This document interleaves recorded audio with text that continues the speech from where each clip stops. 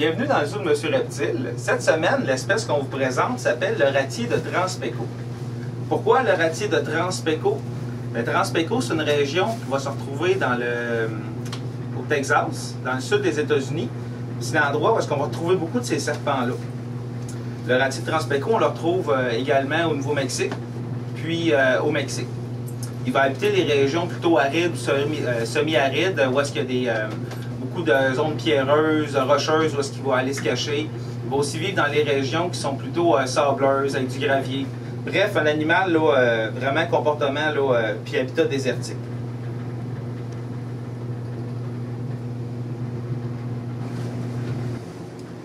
Le ratier de Trans-Pecos, par les habitants locaux dans l'ouest du Texas, ils vont l'appeler aussi le serpent en hache. Pourquoi le serpent en hache?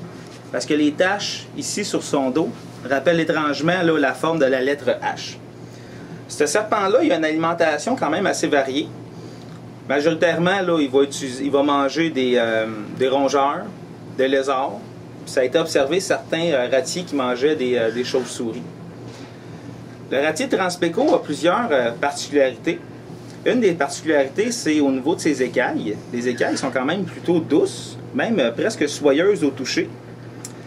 Au niveau de la tête, on peut observer que chez le ratier de Trans-Pecos, les yeux sont particulièrement globuleux. C'est une particularité de l'espèce.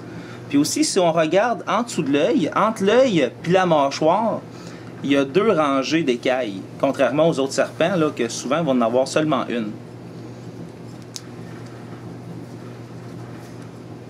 Au niveau évolutif, le ratier de Trans-Pecos, il y a une particularité également au niveau de la quantité de chromosomes qu'il va avoir.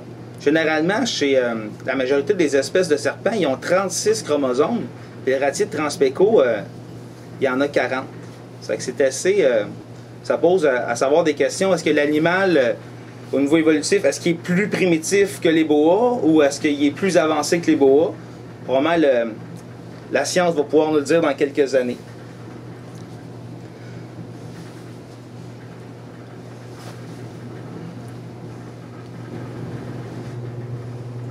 Les ratiers de Trans-Pecos sont des serpents qui ont un caractère plutôt calme. À pleine taille adulte, ils vont atteindre une longueur d'environ 4 à 5 pieds. La longévité, ça va être une quinzaine d'années. Puis surprenamment, le record, c'est 29 ans pour un ratier de Trans-Pecos. L'animal, quand il va se reproduire, il va pondre environ 6 œufs qui vont prendre en moyenne 90 jours à éclore.